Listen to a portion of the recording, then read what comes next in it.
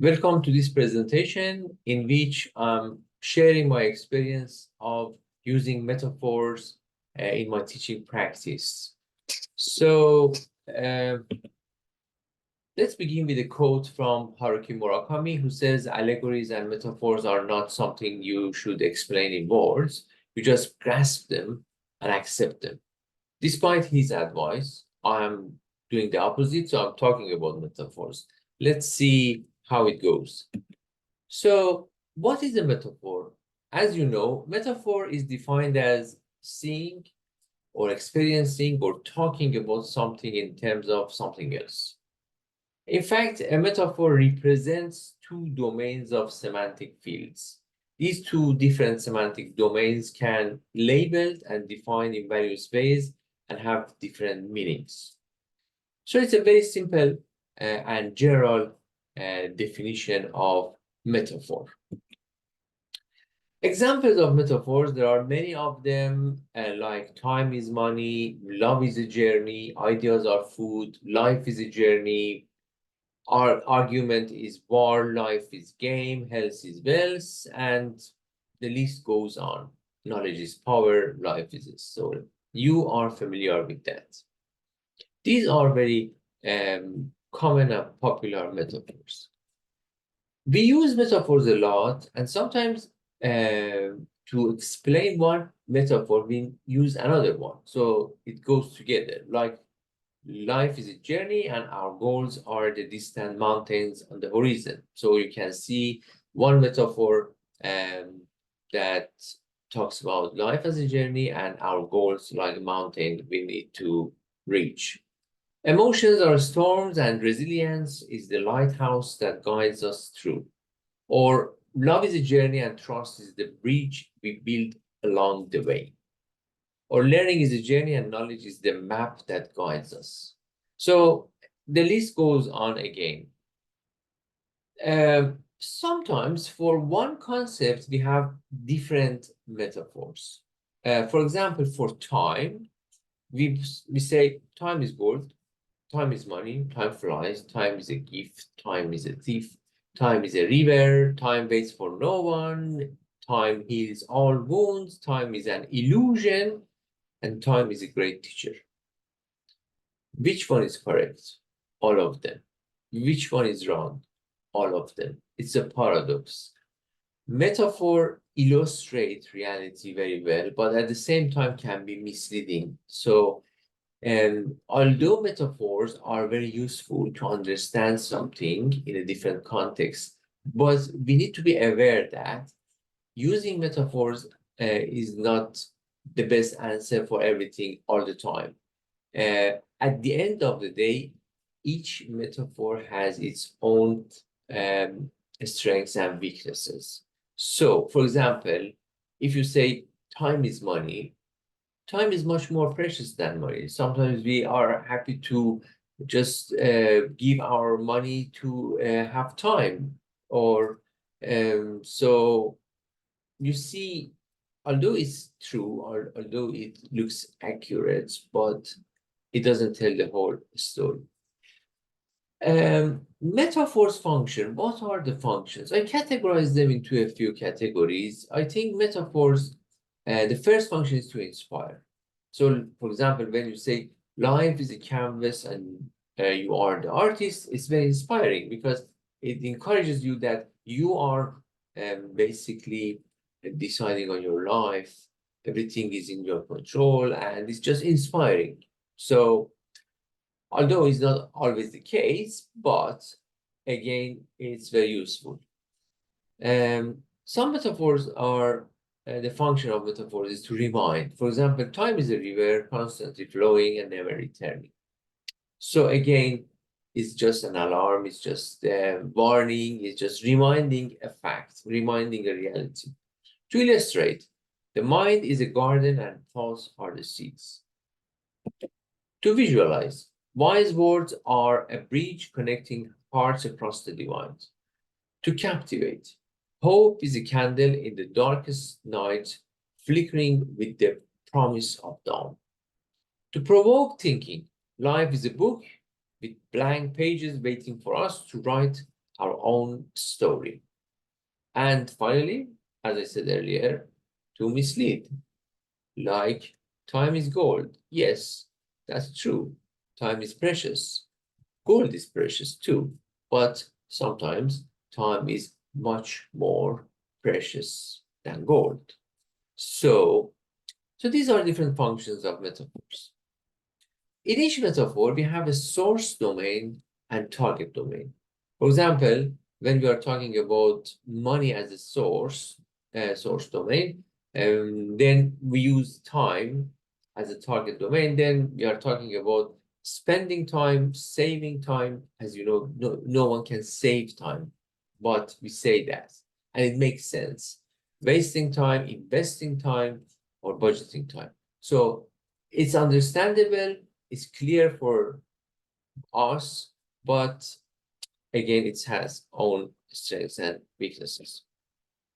So when we map these two domains, source domain and target domain, then we are talking about spending time to allocate time for various activities, just like we are allocating money for our different purposes. Saving time, finding ways to use the time efficiently, like the way we use and we save money, or wasting time means using time ineffectively, like wasting money.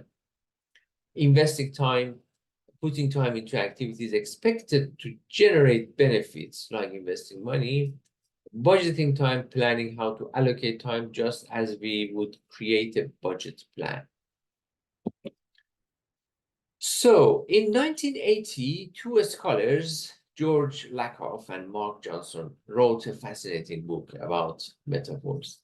They said that metaphors are much more than a tool in semantic field or in linguistic or language domain. Metaphors is a conceptual framework in which we think, we live, we experience things, and they developed conceptual metaphor theory. Based on their theory, as I said, metaphor is not just a linguistic tool, it's a cognitive mechanism through which we make sense of abstract concepts and map them onto more concrete experiences.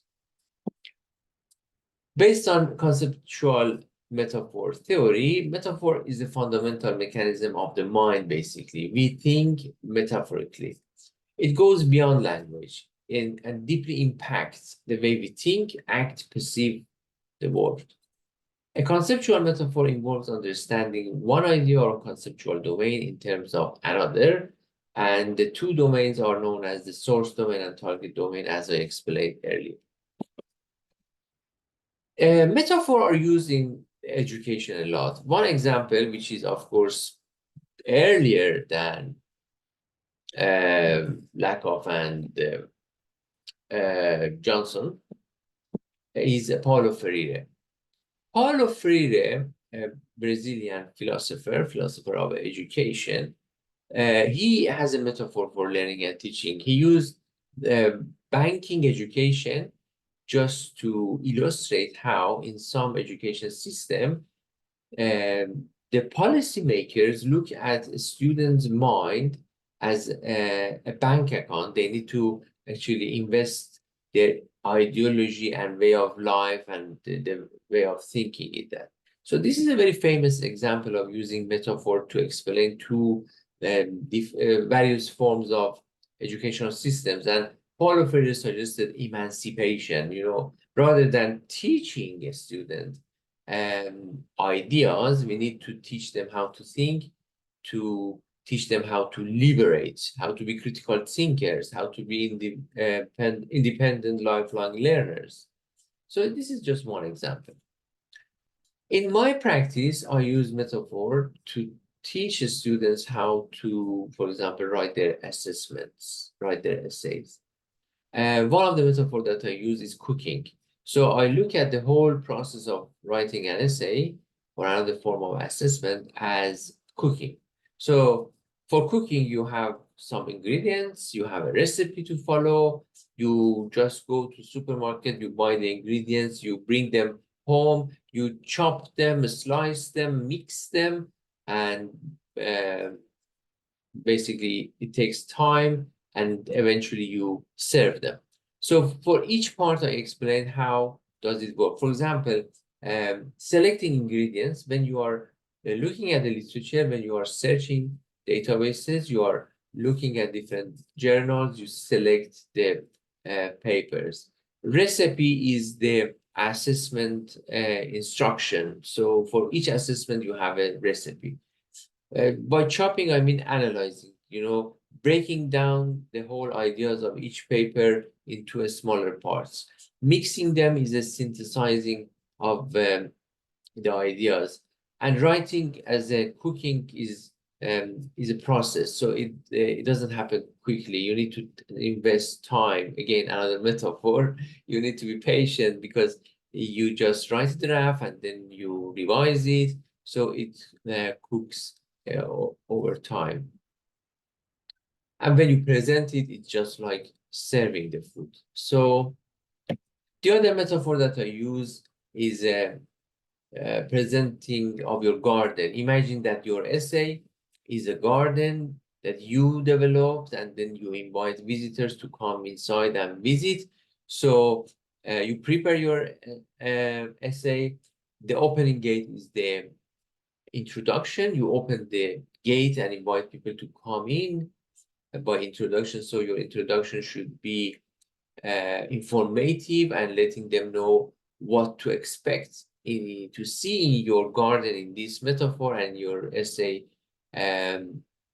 actually as the actual writing process. And then you as the writer is the guiding tour, and then the tour leader, you just show them different parts of the garden, you show them different flowers, and then you have an interactive engagement with them, and you answer their questions. So you should think ahead and think about what they might ask and answer it in advance. And at the end, in the conclusion section, you just presenting a bunch of flower to them or a basket of fruits by new ideas to think about, reflect on it.